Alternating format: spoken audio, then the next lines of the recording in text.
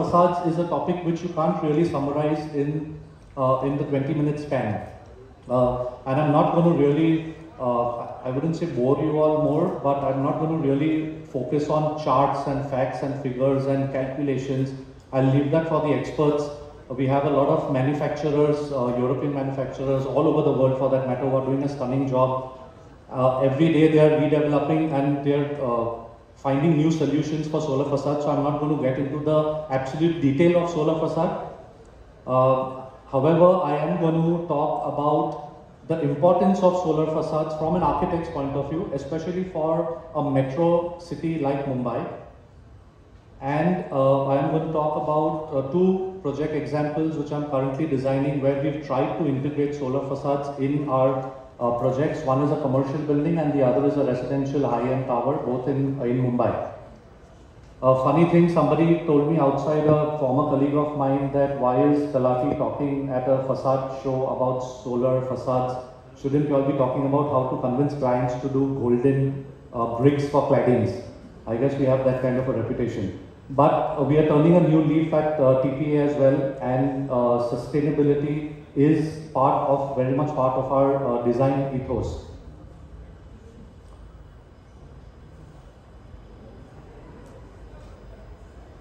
So I'm going to kick off with a fun fact. Did you know the amount of sunlight that strikes the earth for an hour and a half is enough to handle the entire world's energy consumption for a full year? Now, this could sound a little weird, that it's sun is shining and then you have so much of energy, but I've actually Googled it. A few articles say this, so I'm assuming whoever has found this is factual, but it is a fun fact.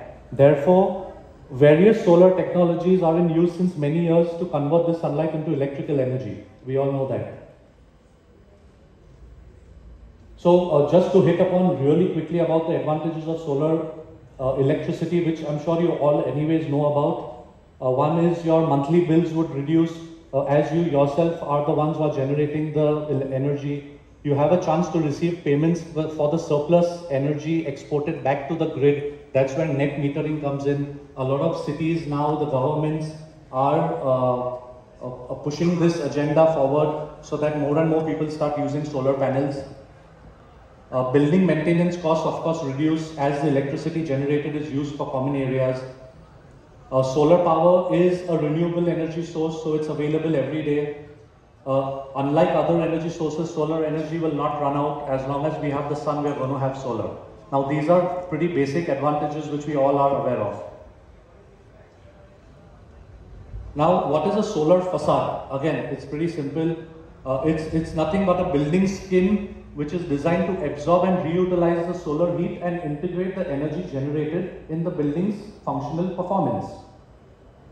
In short, what it essentially means is you basically pick up the floor-mounted solar panel which you have all over these terraces, and you just pick it up and put it on a wall.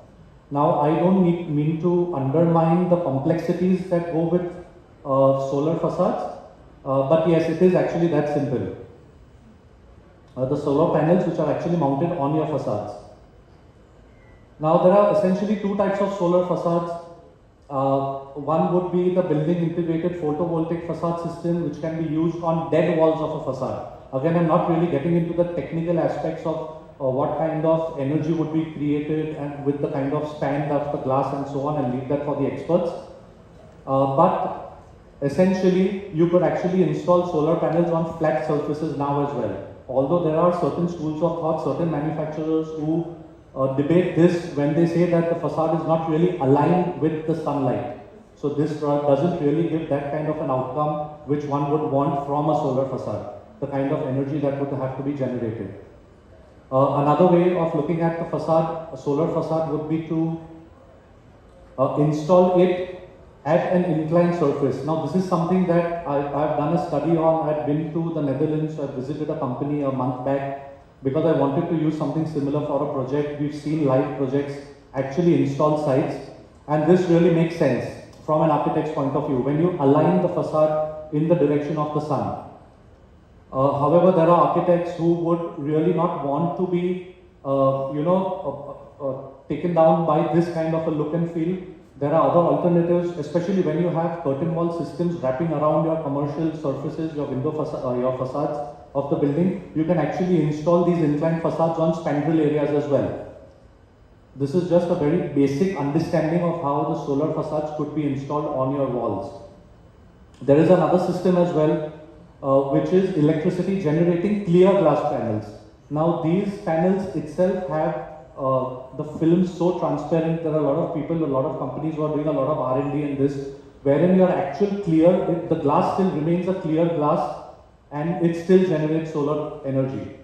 The technicalities of this, again, very easy to find, you can just Google it. So, but this system is out there and this is the future. Now, two crucial aspects while designing a solar facade. Two very crucial aspects. One is aesthetics, of course. As I said, certain architects are finicky in terms of not wanting to see those facade panels on their walls for their buildings. However, for this, I don't want to boast here, but we have architects like me and others in the audience to tackle this issue, wherein we discuss it with the right architect, with the right manufacturer, can create the right amount of aesthetic that is required and still achieve a good solar facade. However, there is another more crucial aspect to this, the most critical, which is a cost. Now that is where actually the client comes in.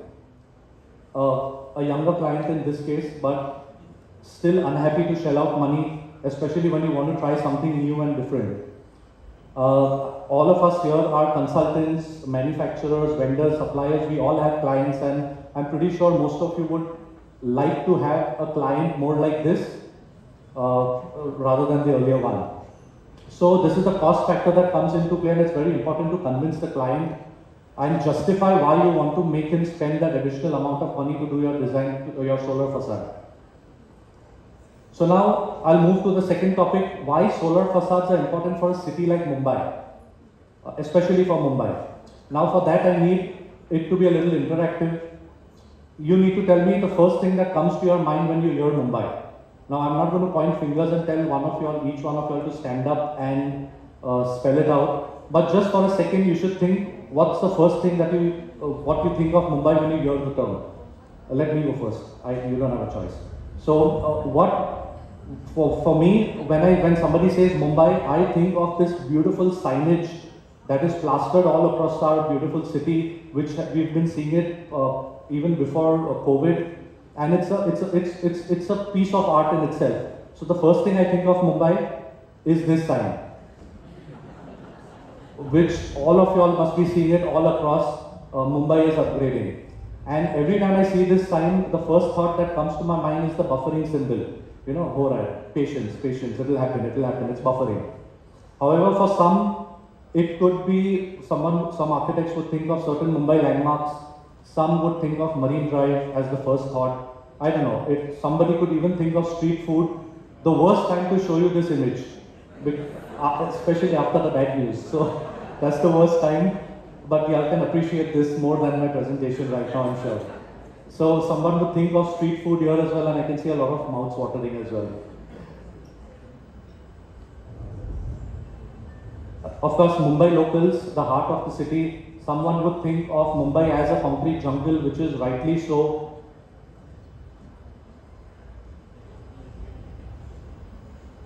Traffic jams, for us, this is probably what we call this as Western Express Highway any time of the day. Somebody would probably think of slums. You like it, you hate it. Slums are very much part of Mumbai. You buy a 25 crore apartment, you will still be overlooking a slum somewhere or the other in Mumbai, especially in South Mumbai, or you enter and you have to bypass a slum lane. However, everyone will have a different opinion. Does anyone want to shout out what they think of Mumbai? Anybody? I was so sure that's the gentleman who's going to say something. Yeah, so there he is. I paid him to interact with me.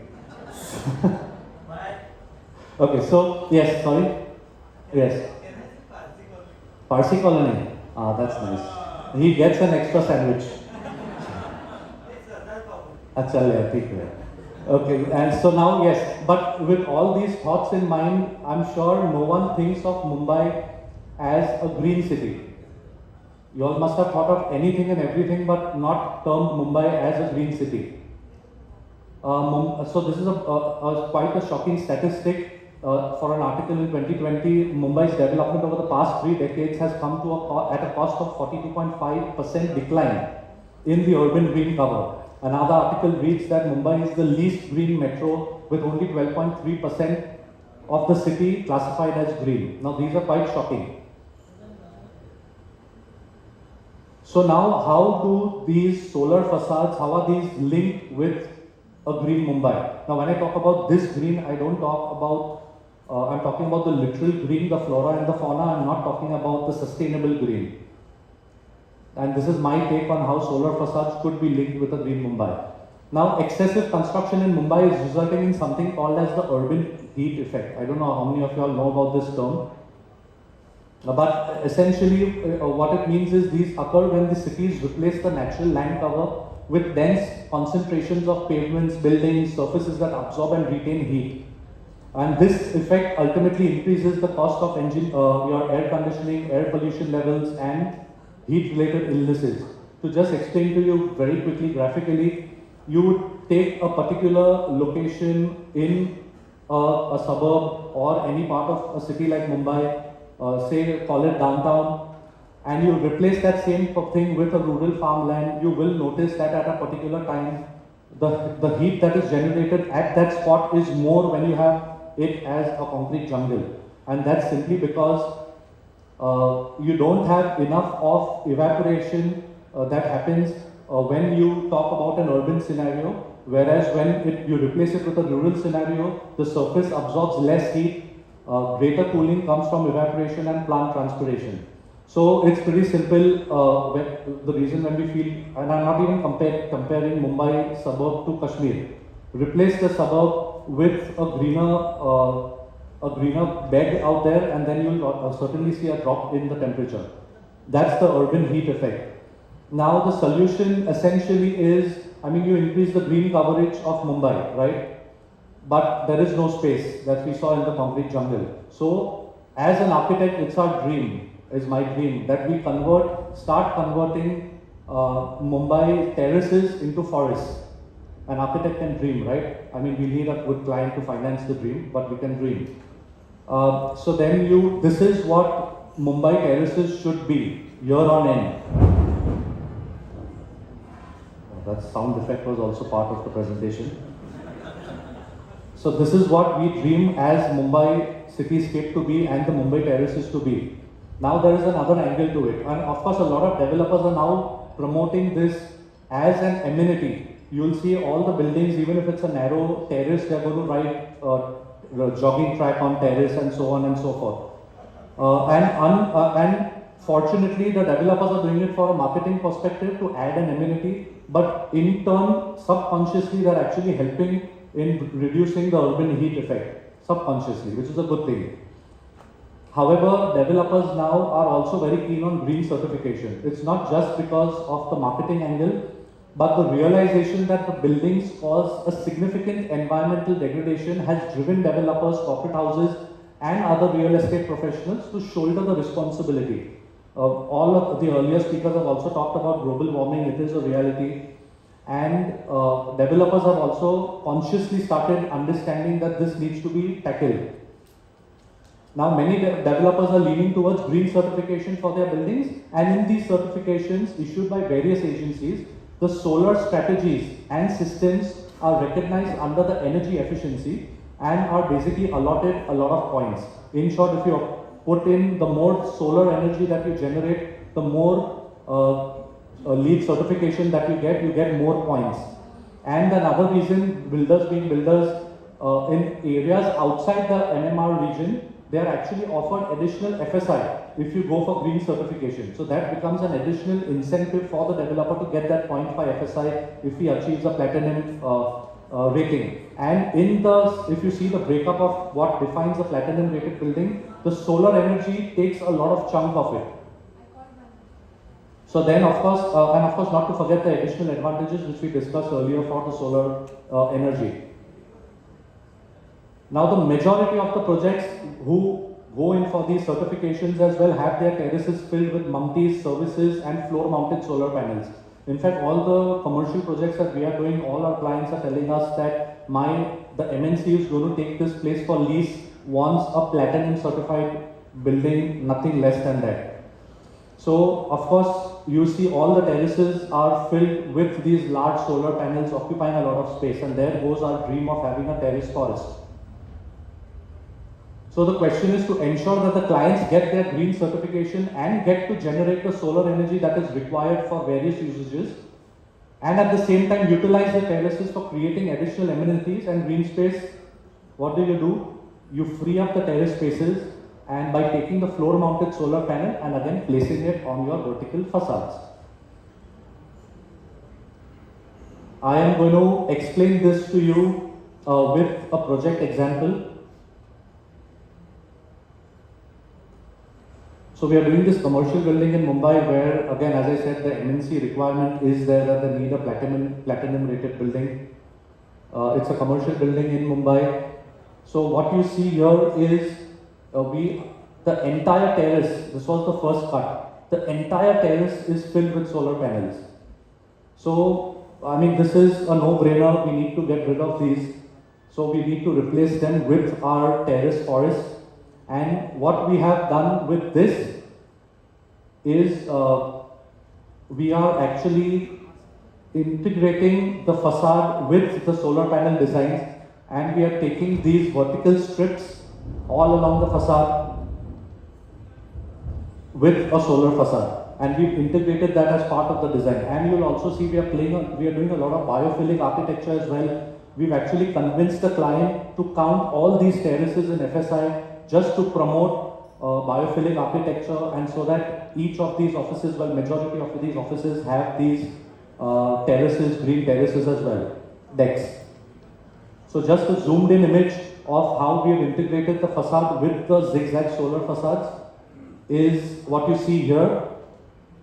And the statistic is that we may have covered just 10% of the facade area, yet the area of the terrace was around 39,000 square feet when it was completely filled with solar panels. And just by converting the elevation into this, we have achieved 54,000 square feet. And this is just 10% of the elevation that we've covered in solar facade, and we've integrated that with our design. The second example would be a residential building that we've just launched. It's going to be the second tallest building, well, one of the second or third tallest building in Mumbai.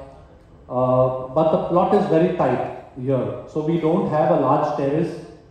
And this is a very, I wouldn't call it a unique building, but a different building, where if you see from down, we have around 10 floors of podium. And then over that, we have an additional 10 floors of a mechanical car park.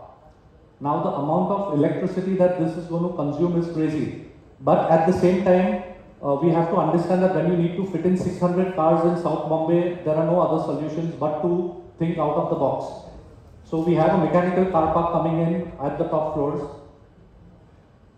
And again, the terrace plan was pretty basic. We are going for a platinum certified rating here. It is pre-certified platinum already. We had shown a lot of terraces on the facade. Later on, the client said the building looks good, I want to live here. And then he wanted his penthouse on top. So we ended up making, so these were the solar panels. So we ended up making a lounge for him at the terrace with its own private lawn, and both brothers are going to share each side of the building. What that resulted in was a minuscule amount of solar panels. Later on, once the apartments started selling, he came back to us saying that the clients are demanding access for the terrace. So then there goes our dream of having solar here as well. And then we converted these as a terrace for the apartment owners as well. So again, solution for this comes as a solar facade. What we decided was we are going to, because we have a mechanical car tower, we are going to we don't really need natural ventilation there. So we are going to fill this up with integrated solar panels on the facade as well. And again, the fun fact here is after doing this integration with just 15% of the facade, the entire terrace, which was around 10,300 square feet, you have 11,600 square feet of solar facade out here, just by incorporating it in the design. This is where we architects with the manufacturers have to work closely and come up with such solutions, integrated solutions. So in conclusion, I'd just like to say that the solar facades help open up terraces for amenities and green spaces, in turn helping reduce the urban heat island effect. With the amount of construction ongoing in Mumbai, all that facade area of a building can be turned into an electricity generating facade. However, it's a cost sensitive market and developers are not going to implement solar facades unless the government makes it mandatory one day. Just like they've made the sewage treatment plants, the rainwater harvesting, etc. mandatory for a certain quantum. Until and unless the government doesn't make this mandatory, we don't really see a shift happening unless an architect is able to convince his client to spend that kind of money. So lastly, we at TPA believe in turning entire building facades into vertical power generators, paving the way for the dream of net zero buildings, a green Mumbai and a greener world. Thank you.